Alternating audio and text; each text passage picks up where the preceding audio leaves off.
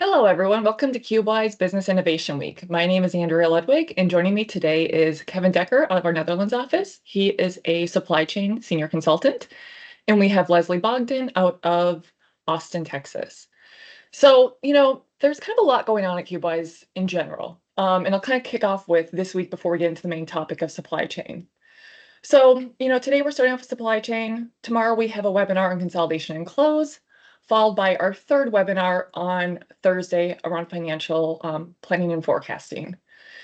Besides that, this Friday we do have the qualifier for Europe for the Team One World Championship.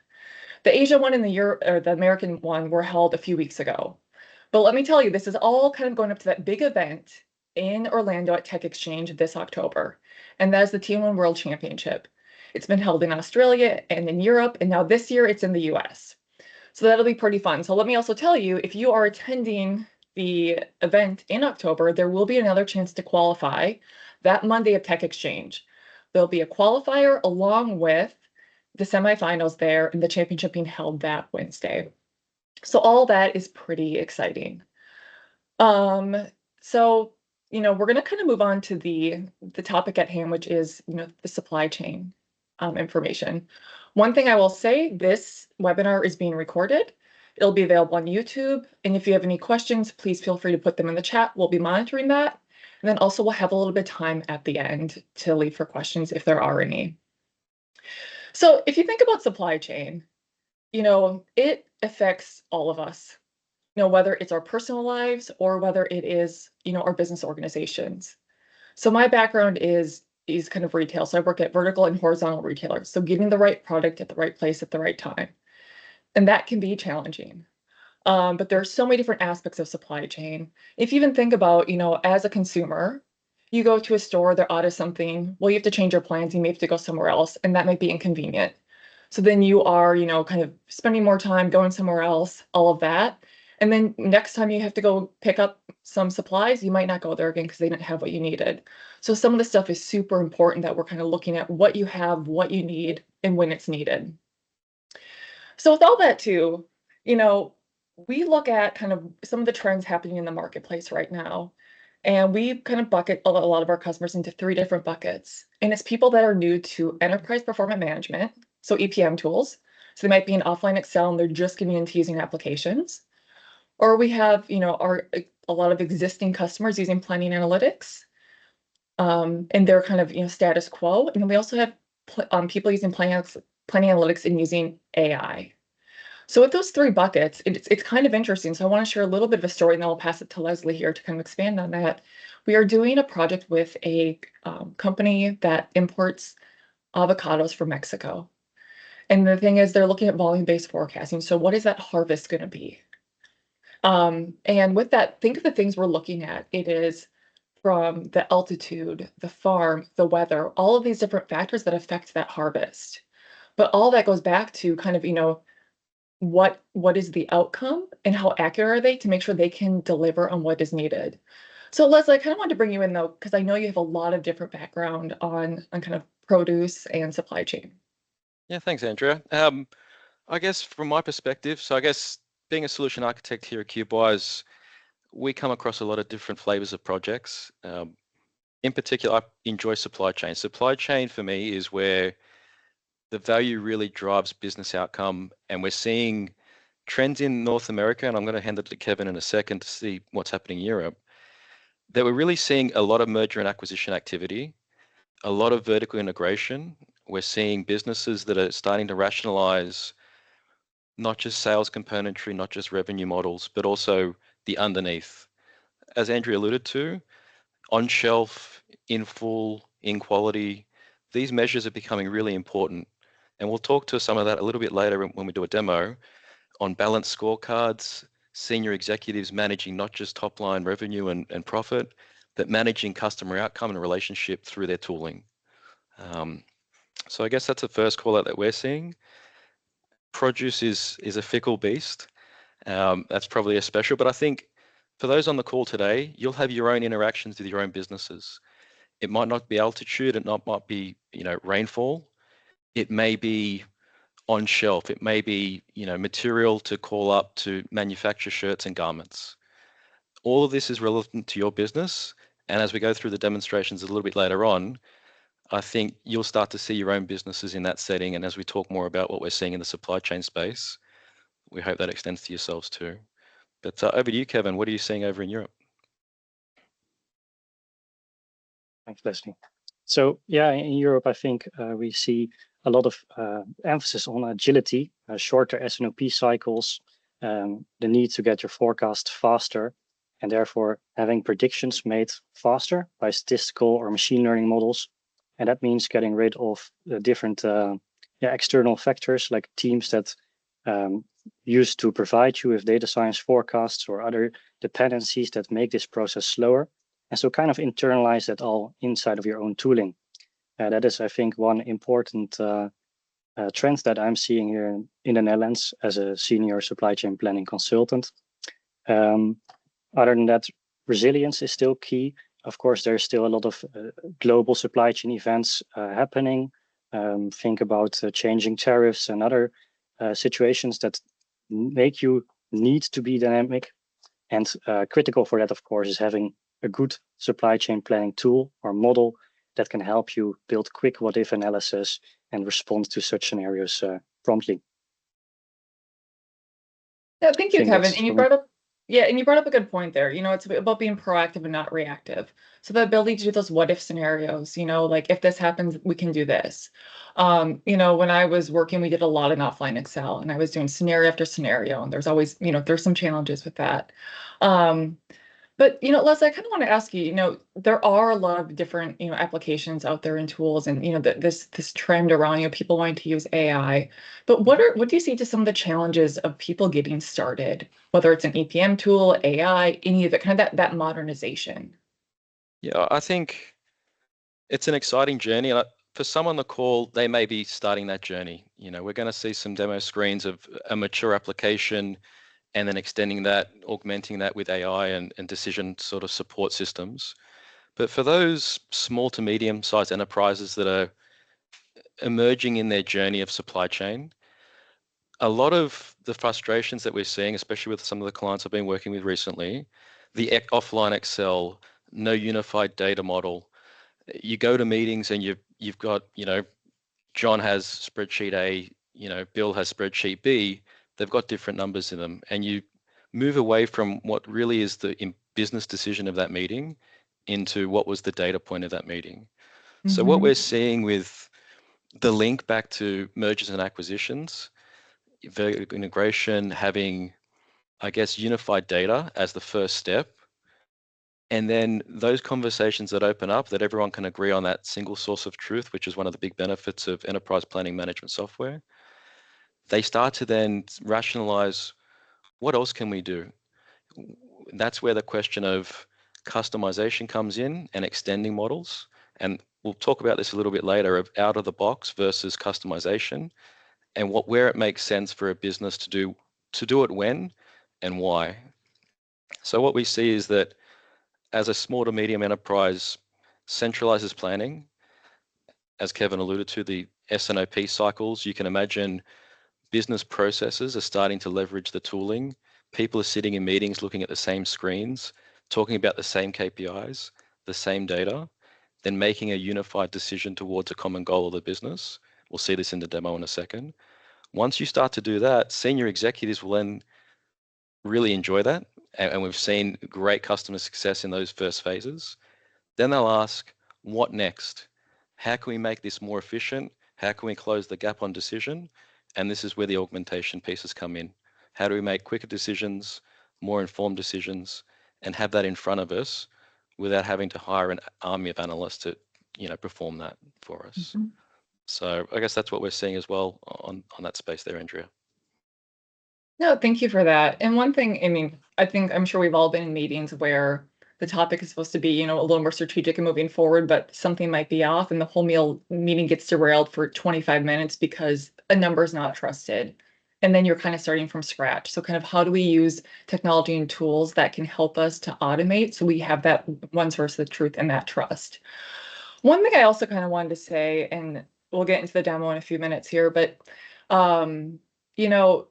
every organization, whether you're large or small, you're at a different point in kind of your journey. So, and one important thing is to just kind of keep moving forward. If you're in offline Excel, then what is your next steps? If you already have EPM tools, what are you kind of doing next? And talking to, whether you're doing surveys at your organizations, what are people's pain points? What are people spending a ton of time doing manually? How can you kind of help them? So it's not, I mean, one of the things Leslie said was that one source of truth and compiling of data. That seems so basic, but I can attest to that too. A lot of times it's like, we don't want to manually update. I was talking to a company around their merch planning tools. We want to have them automatically updated because we come in every week and have to do copy and paste to all these Excel templates, and we can only link so many, and then they roll up. Like some of that stuff, like, yes, with applications, you can do those overnight loads or load on demand. So kind of some of that stuff that seems basic, but just there are companies at all different variations, and just, it's important to kind of keep moving forward. I will say that, Andrea, that we do see the journey of customers that as they explore and extend their supply chain operations, they also rationalize themselves of, how do we extend the business processes? You can imagine, larger businesses as they grow, the actualization of data becomes a severe pain point. And that's where we see the Excel spreadsheets breaking, not being performant, and having massive issues. So I agree with you there. I don't know, Kevin, if you're seeing that over in Europe and that's still tried and tested for supply chain in general. Yeah, certainly. I think same here. Okay. Can be short on that. Definitely. Great. So with that, Kevin, do you want to share your screen and kind of we can talk through, help people kind of continue on their journey? Yeah, absolutely. All right. So here we see a supply chain planning application. So the supply focus front end, as you can say. What you're seeing is a welcome page, and the welcome page specifically for demand planning. You see there's a whole wizard where you can go through. So it's a curated application. See on the top there's steps like home, performance review, demand plan, what if analysis, then some review steps and comparisons of different versions that you may have. There's also sub-steps in each of these components. So in home, you have a welcome screen, you have some control reports and some outlier reports. And in every step that can be different. So it's really a guided flow, curated application to guide you through the whole planning process. What you see as well is like a welcome message. You see that this is specifically targeted at the user that is logged in. You see the latest news where you can, for instance, update your planning team about anything that's going on that is important for the business. For example, tariffs for specific countries that may have to be planned differently if there is updates on that tariffs. Other than that, you see snapshot gates. So for instance, when you have the new gate or time limit deadline for any demand plan or forecast or budget that you may have to hand in as a planner. You also see like an interactive top 5 here. We see different types of products that are being sold by this business. The business is a furniture business in this demo. So if you look at the SKU hierarchy, you can see there's furniture, there are beds, chairs, coffee tables, desks, etc. And these are the type of things that this demo business would be selling.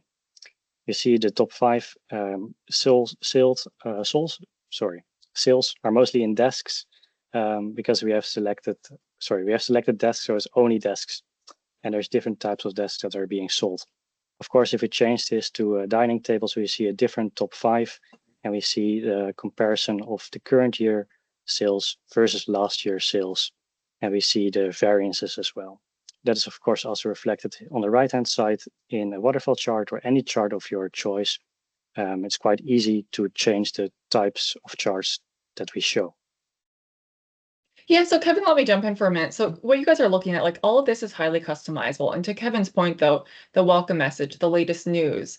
So you could be putting, if you have, a planning schedule, deadline 1 week, September week 2, we're doing round 1, then round 3 or round 2 is maybe week 3 or 4. But kind of having that guided flow and that ease of use, but able to change this to your corporate look and feel, and just like maybe you don't want a waterfall chart, maybe you want a bar chart, just different things that you can do within this process, like this screen and all the other screens.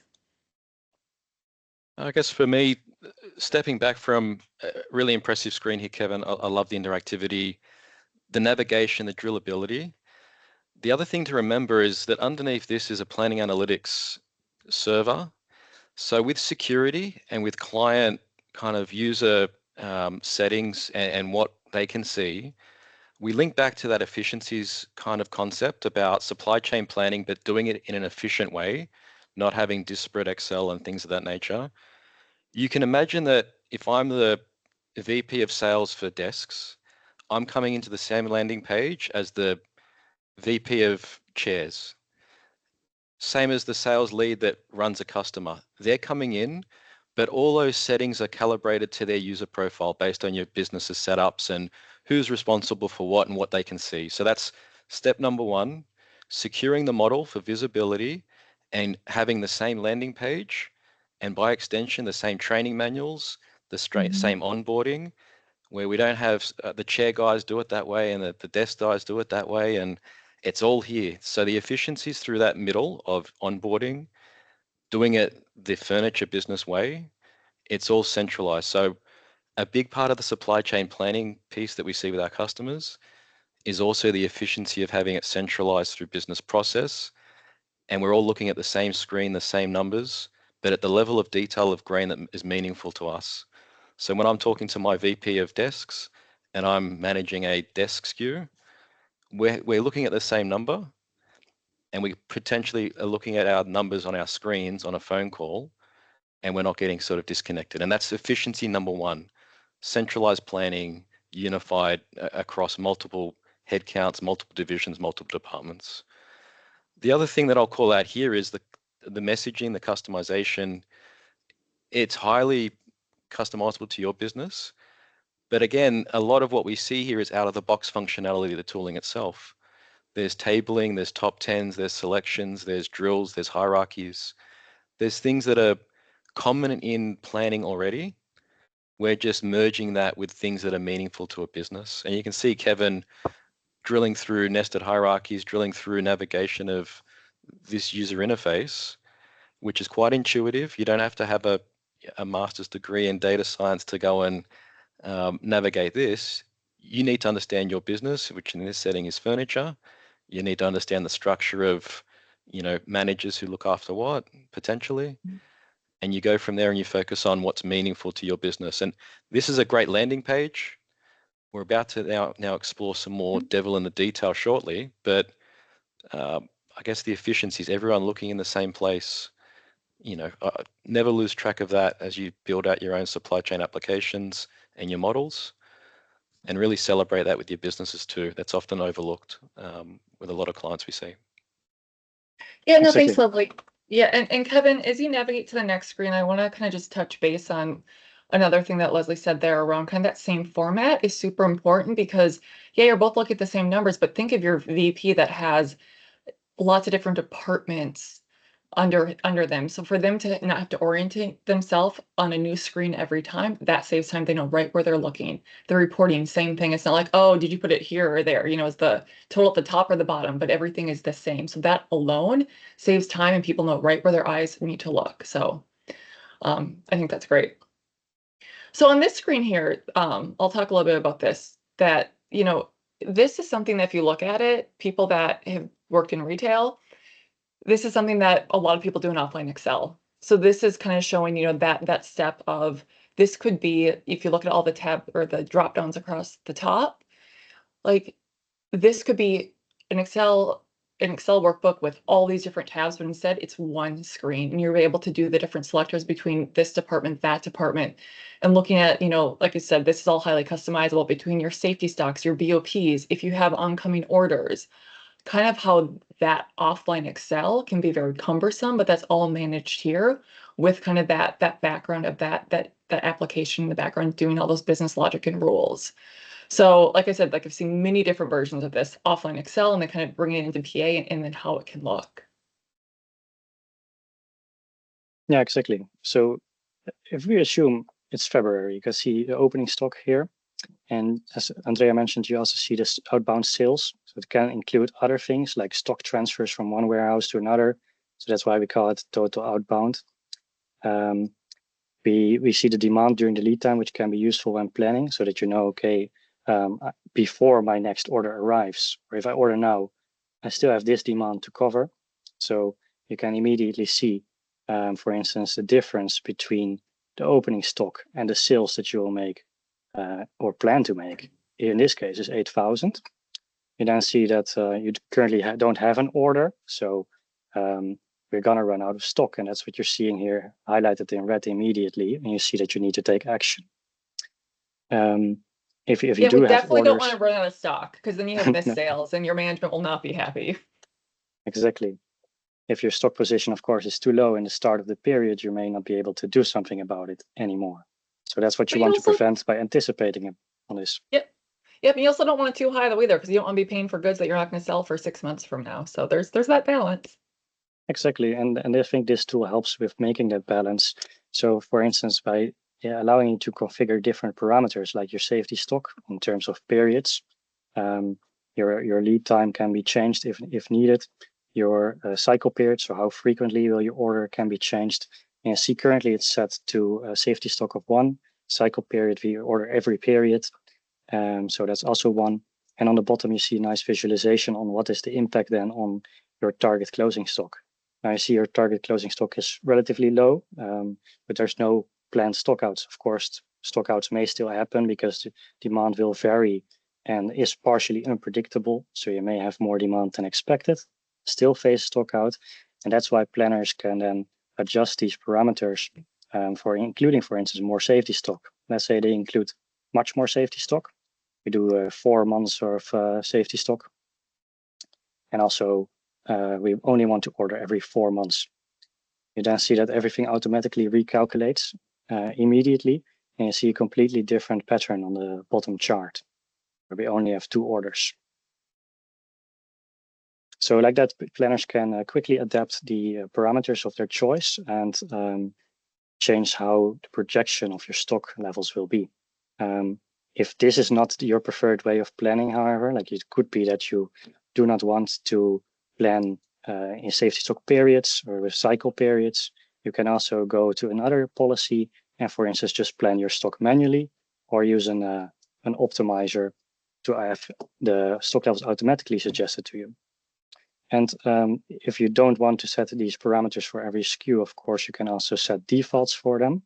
This would be done in a parameter screen where you can set defaults for your business. Really nice, Kevin. I like, again, stepping back from the devil in the detail of the demo, you can see the saving of real estate with a pop-up where this would be another tab in Excel, it'd be somewhere else, a linked spreadsheet, and that doesn't scale as much.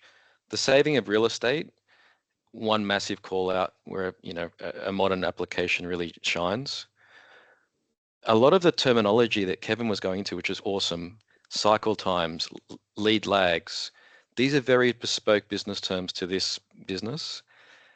What I will say from what we're seeing in the market, those calculations and those business logic approaches still need to be done, and they're usually complicated, but once done well and done once, they then become the centralized position to drive everything.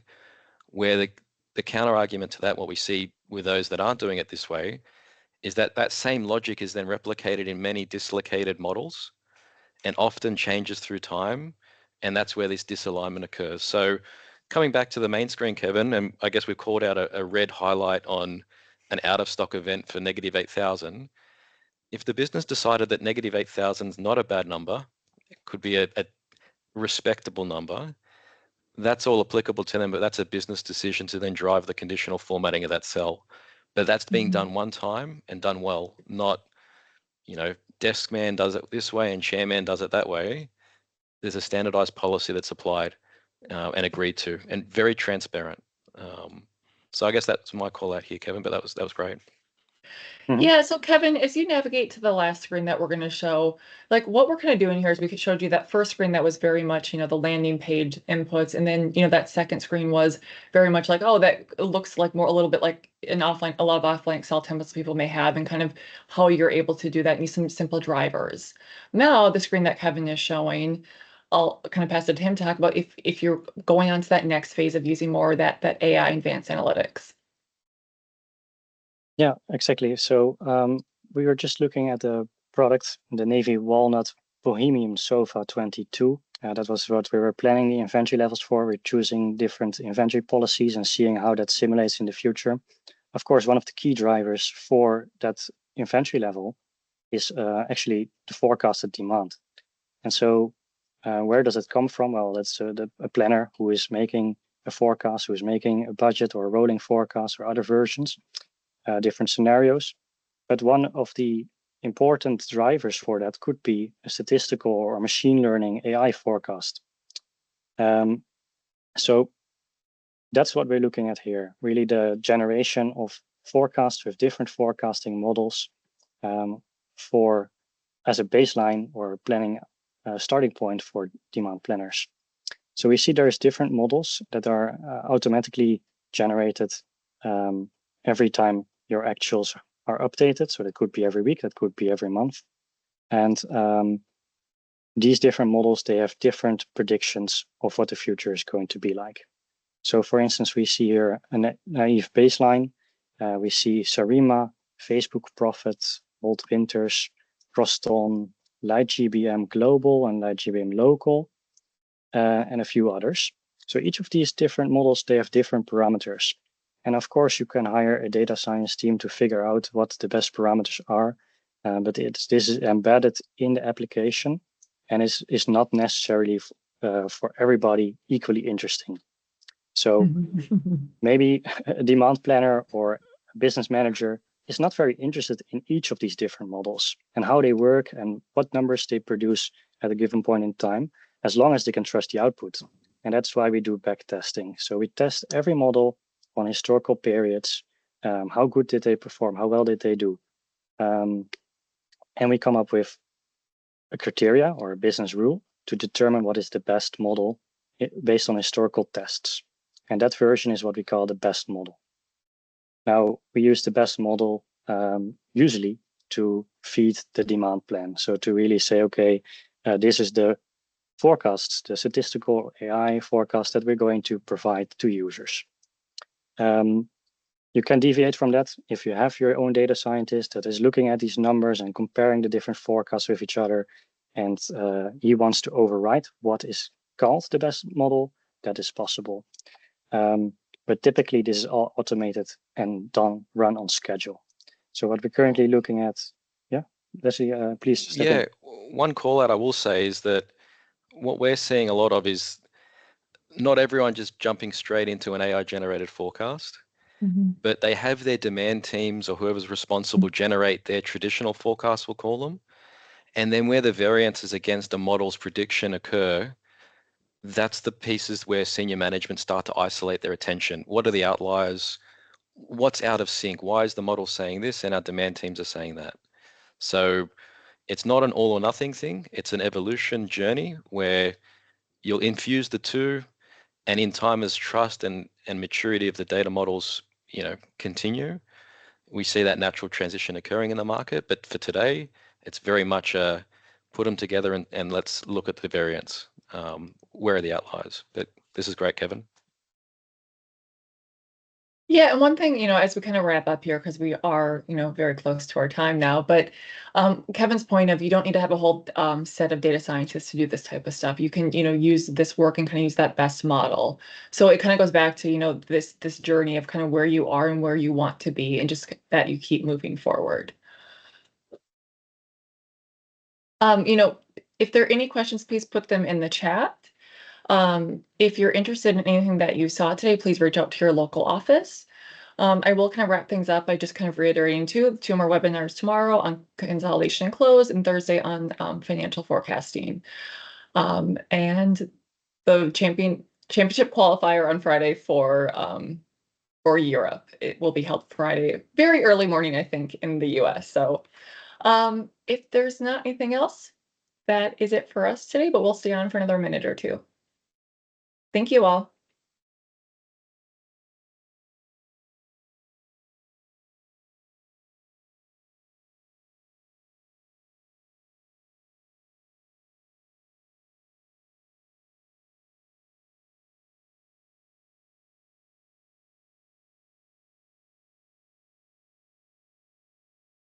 All right.